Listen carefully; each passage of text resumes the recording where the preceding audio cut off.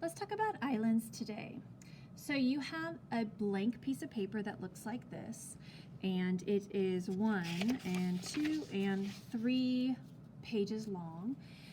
Now, our textbook doesn't go into quite enough detail about islands and speciation and adaptations, as well as you need to know for the AP test, so that's why this graphic organizer will be helpful for you.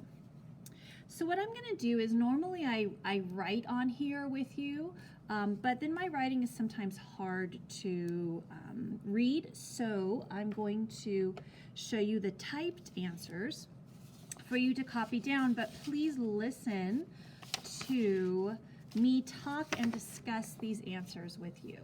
And I'm going to go faster probably than you can write, so pause the video as you need to.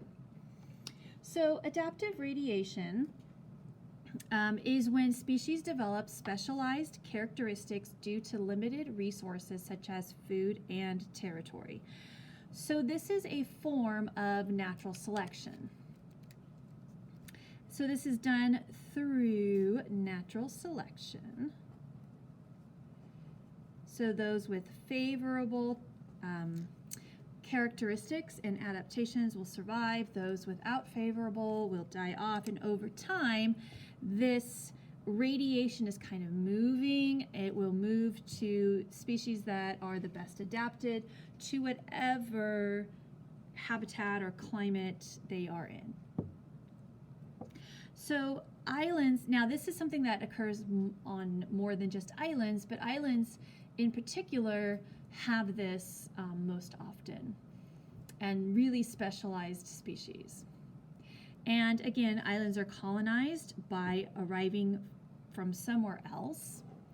And then the last two things about islands, some characteristics, is that islands tend to have less apex predators. So you might want to circle less large apex predators because they need larger territories.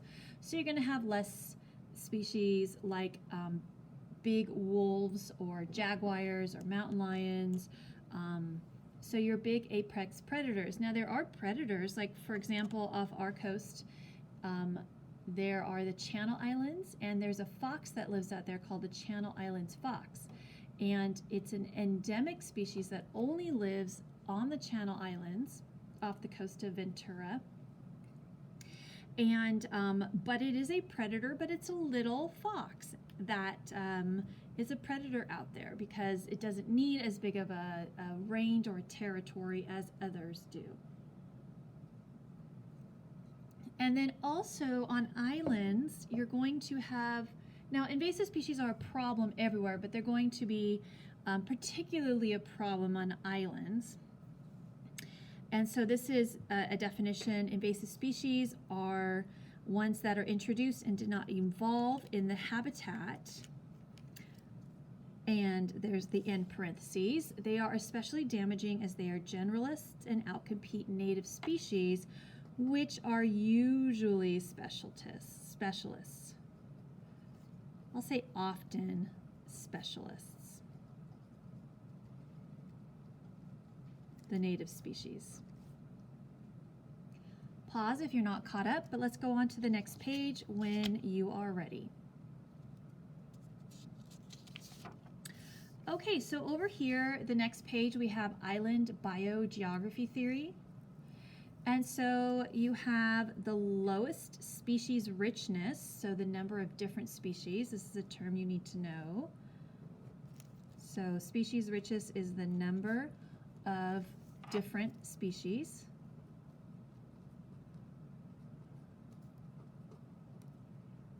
Is going to be, there we go, the smallest and furthest from the mainland.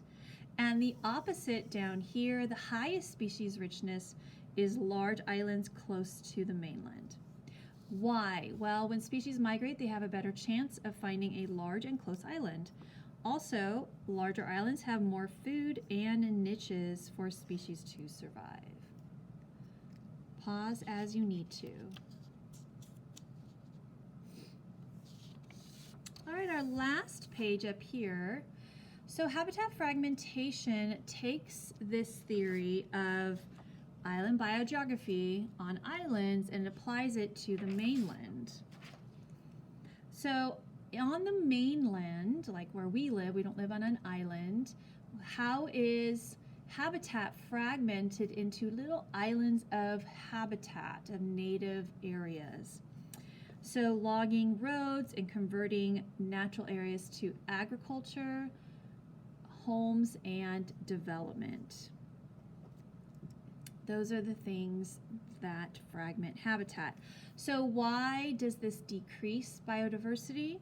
Well, some species can't cross whatever that is, the road, the housing development, the agricultural field. You would think, oh, well, you know, can't species cross a farm field? Well, some do and some don't. Some apex predators need large intact territory, so it has to be intact. Mountain lions are like that. Some smaller species, such as soil organisms, cannot cross a road or anything like that. They could probably go under the road, but not if they're surface soil species. There's another term you have to know, edge effects. And this is a term that will, again, you have to know for your exams. Species are more susceptible to disease or illness on the edges of a habitat. And so overall, the biodiversity of the inner habitat will decrease as a result. And how do we fix this? So how do we mitigate? So mitigate is an academic vocabulary word that is often used on the AP test. Mitigate means to fix. So we can help fix the problems of habitat fragmentation by creating habitat corridors, create wildlife preserves, etc. So here's a picture. So the inner habitat is like this. The edge habitat is here, and edge habitats tend to have less biodiversity and more susceptible to diseases that come in or illnesses that would come in to plants. Plants get diseases, to fungus, bark beetles, or insect that cause big problems to trees. And so they're more likely on the edges than the inner. And then you're going to have less biodiversity on the edges, but it's kind of interesting because you're going to have different species. So really on the edges, you're going to have less biodiversity. And this one's going to be more biodiversity. And here on the edges, you might have some different species. So I'm going to write some different species. So for some species, it's their niche as well. So it's not all bad. It does provide the edges some habitat for some niches that like that edge. Okay, and so this is an example of fragmentation here. They built a road right down the middle of this habitat. And so now you have less intact and you have more edge. So more edge, less inner. And so your species here are going to decline overall, less biodiversity, less species. So a habitat corridor is kind of like a bridge that goes over the road. So some places they build a bridge over the road, and some they build like a tunnel under the road.